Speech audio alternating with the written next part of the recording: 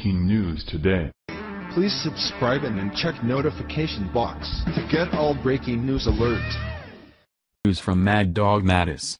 He's pissed the hell off. Defense Secretary Jim Mattis is pissed. And rightly so. As everyone knows by now, the federal government is now for all intents and purposes shut down. Not because the Senate can't agree on a 2018 spending bill nor a stopgap measure to keep the government operating for a few extra months. The issue the senators can't agree on is immigration reform. Democrats have refused to pass a spending measure unless there is a fix for Deferred Action for Childhood Arrivals, DACA, which the president rescinded last year, but gave Congress until March 5 to fix. Jim Mattis took to the podium yesterday morning to confirm that this shutdown means all military maintenance and repair operations will be shut down. Which needless to say would put our military servicemen and women's lives in jeopardy. And why? Because of illegal criminals who have invaded our nation? Are they really worth more than the lives of our military servicemen and women to Democrats? Actually, yes, they are. Only 25% of those in the military vote Democrat, while a whopping 70% of immigrants vote Democrat. Vibriet Bart.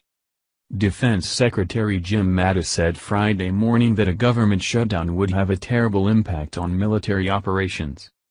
Our maintenance activities will probably pretty much shut down. We will not be able to induct any more of our gear that need maintenance, he said Friday morning at the Johns Hopkins University, where he was unveiling the National Defense Strategy. The government is barreling towards a shutdown at 11:59 p.m. Friday night, with the Senate unable to pass a 2018 spending bill or a stopgap measure to keep the government running. At issue is immigration reform. Democrats have refused to pass a spending measure unless there is a fix for Deferred Action for Childhood Arrivals, which the president rescinded last year, but gave Congress until March 5 to fix. Republicans argue Democrats are willing to put the issue ahead of the U.S. military, which has been seriously affected by budget instability. In the event of a shutdown, troops and some civilians will continue to report to work and accrue pay, but will not receive paychecks during the shutdown. Mattis said half of his civilian workers would be furloughed, which would impact operations from contracting to military medical facilities. There is any number of projects we have underway that keep me at the top of my game and our military at the top of our game that are handled by civilians, he said. It's got a huge morale impact, he added.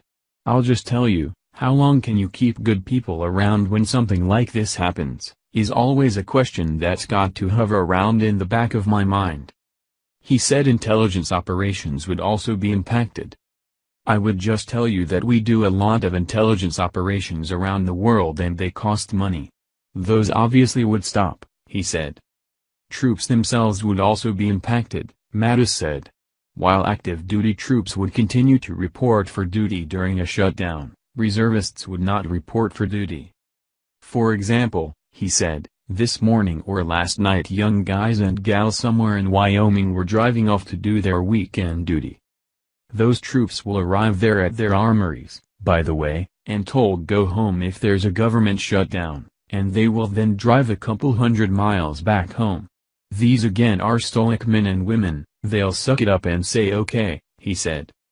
And I would just tell you that training for almost our entire reserve force will stop and you must understand the critical importance of our reserves, he said. He called reserve troops the only shock absorber the U.S. military has.